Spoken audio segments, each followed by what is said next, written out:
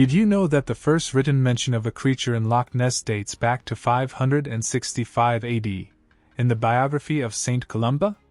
According to the account, the saint saved a man who was being attacked by a water beast in the river Ness, which flows into the lake.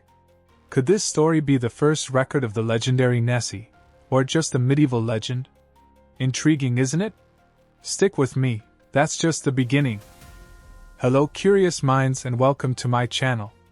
Here, we explore the most intriguing facts, the most bizarre stories, and the most surprising curiosities in the world. I'm Jack, and together, we'll dive into a universe of knowledge and question, is this real or fake? Today's topic is one of the greatest mysteries of cryptozoology, the Loch Ness Monster. Does this legendary creature, affectionately nicknamed Nessie, really exist in the depths of the Scottish lake, or is it all just an illusion, a hoax, or a misinterpretation of natural phenomena? Get ready to have your minds blown as we analyze the photos, videos, accounts, scientific expeditions, and theories surrounding this enigma. Let's start by contextualizing the setting of our mystery. Loch Ness is a large, deep, freshwater lake in the Scottish Highlands. With a length of about 23 miles, 37 kilometers, and a maximum depth of over 750 feet, 230 meters, Loch Ness is the second largest Scottish lake by surface area and the second deepest. Its waters are dark and murky, due to the high peat content of the surrounding soil, which makes visibility difficult and contributes to the aura of mystery. But what makes Loch Ness so special is the persistent legend that it is home to an unknown creature, the famous Loch Ness Monster. Although the first written mention of the creature dates back to the 6th century, as we saw, it was only in the 1930s that the Loch Ness Monster gained worldwide fame.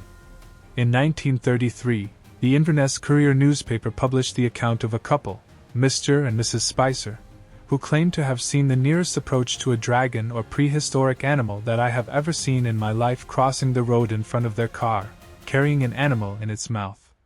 The news generated great public and media interest, and soon other sightings and alleged photographs of the creature began to emerge. The most famous of these photographs, the so-called surgeon's photograph, taken in 1934 by Robert Kenneth Wilson, seemed to show a long-necked creature emerging from the water. This image became an icon of the Nessie mystery, but decades later it was revealed as a hoax. The surgeon's photograph, which for a long time was considered the most compelling evidence for the existence of Nessie, was unmasked as a hoax in 1994. Christian Sperling, the stepson of Marmaduke Wetherell, a big-game hunter who had been hired by the Daily Mail newspaper to find the monster, confessed that the photo was a fake. Wetherell, who had been publicly ridiculed after finding fake monster footprints, which he himself had forged, decided to get revenge by creating the photo. He used a toy submarine, purchased from a department store, to which he attached a serpent-like head and neck made of plastic wood. The photo, taken by Wilson, a respected gynecologist, was published in the Daily Mail and became a worldwide sensation. Despite the revelation of the hoax, the surgeon's photograph remains one of the most iconic images associated with the Loch Ness Monster, and serves as a reminder of how the search for evidence can sometimes lead to fraud and deception. But besides this photo, there are other visual records that fuel the Nessie legend. In 1960, aeronautical engineer Tim Dinsdale filmed an object moving on the surface of the lake, which he believed to be the monster. Dinsdale's film, although grainy and distant, was analyzed by experts, including analysts from the Royal Air Force, who concluded that the object was probably animate. However, the exact nature of the object remains a mystery. Over the years, several other photos and videos allegedly showing the Loch Ness Monster have surfaced, but most are of poor quality, ambiguous, or easily explained as natural phenomena, such as waves, floating logs, reflections, or known animals. However, some of these visual records continue to intrigue researchers and enthusiasts, fueling the hope that one day the creature will finally be photographed or filmed clearly and unequivocally. In addition to visual records, there are also sonar accounts. Over the years, several scientific and amateur expeditions have used sonar to try to detect the presence of large creatures in Loch Ness. In 1968, a team from the University of Birmingham used high-frequency sonar and recorded a large moving object, which appeared to be about 20 feet long. In 1972, the Academy of Applied Science of Boston, led by Robert Rines, combined sonar with underwater cameras and obtained some intriguing images, including one that appeared to show a large diamond-shaped flipper. However, sonar images are generally low resolution and difficult to interpret, and many skeptics argue that the detected objects may be schools of fish, submerged logs, internal waves, or even equipment malfunctions. In 2018, an international team of scientists, led by Professor Neil Gemmell of the University of Otago, New Zealand, conducted an extensive environmental DNA study of Loch Ness. They collected water samples from different depths and locations in the lake and analyzed the DNA present in these samples to identify the species that live there. The study did not find any DNA from reptiles, sharks, sturgeons, or large fish large enough to be mistaken for a monster. However, they found a surprisingly large amount of European eel DNA. Although most eels in Loch Ness are small, some can grow to considerable sizes. Could giant eels be responsible for some of the monster sightings? Or did the creature simply leave no DNA traces in the lake? But if the Loch Ness Monster is not a prehistoric creature, a giant fish, or an overgrown eel, what are people seeing? There are several natural and psychological explanations for the sightings. One possibility is that people are mistaking other animals, such as otters, swimming deer, seals, or even birds flying low, for an unknown creature.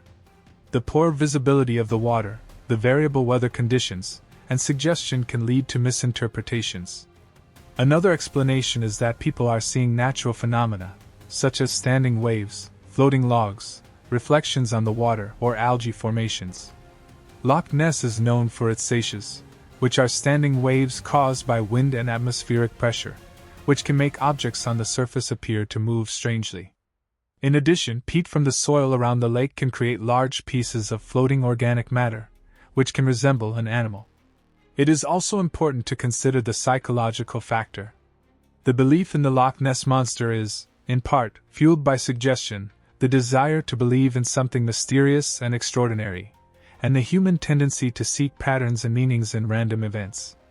Once the idea of a monster in the lake has been established in popular culture, people may be more likely to interpret ambiguous stimuli as evidence of the creature. In addition, the media and the tourism industry have an interest in keeping the mystery alive, which can lead to exaggeration and sensationalism. Despite all the rational explanations, the mystery of the Loch Ness Monster persists. New photos and videos continue to emerge, expeditions continue to be organized, and the debate between skeptics and believers continues unabated. Will we ever have a definitive answer? Will science be able to prove or disprove the existence of Nessie once and for all? Or will the monster continue to live in the collective imagination, as a symbol of the unknown, the mysterious, and the enduring power of legends? In addition, it is important to consider the cultural and economic impact of the Loch Ness Monster. The legend of Nessie has become an important part of Scottish identity and attracts thousands of tourists to the region every year. The monster is a symbol of mystery, adventure, and the wild beauty of the Scottish Highlands. Even if the creature is never found, the myth of Nessie will continue to generate interest, inspire creativity, and boost the local economy. It is also worth mentioning other legends of lake monsters around the world, such as Agapogo in Canada, Champi in the United States, Nahualito in Argentina, and Ishii in Japan. Do these legends have any basis in common? Do they reflect an ancestral fear of aquatic predators, or is there something else behind these stories? Cryptozoology, the study of animals whose existence has not been proven, continues to investigate these mysteries, seeking evidence and trying to separate fact from fiction. And now, my favorite part, your opinion. After knowing the history, the evidence, the explanations, and the controversies, what do you think? Is the Loch Ness Monster real or fake? Is Nessie a prehistoric creature, an unknown animal, an optical illusion, a well-elaborated hoax, or just a legend that refuses to die? And have you ever visited Loch Ness? If so, did you see anything strange in the dark waters? Share your theories and opinions in the comments. Remember to maintain respect and civility, as healthy debate is always welcome. Your participation is essential to building knowledge. If you enjoyed this video, subscribe to the channel, turn on notifications to receive updates, give it a thumbs up, which helps a lot, and share it with your curious friends who are also fascinated by the mysteries of the world. In the next episode, we'll unravel another intriguing mystery that will challenge your beliefs and expand your horizons. Until next time, and remember, the world is full of curiosities to be explored.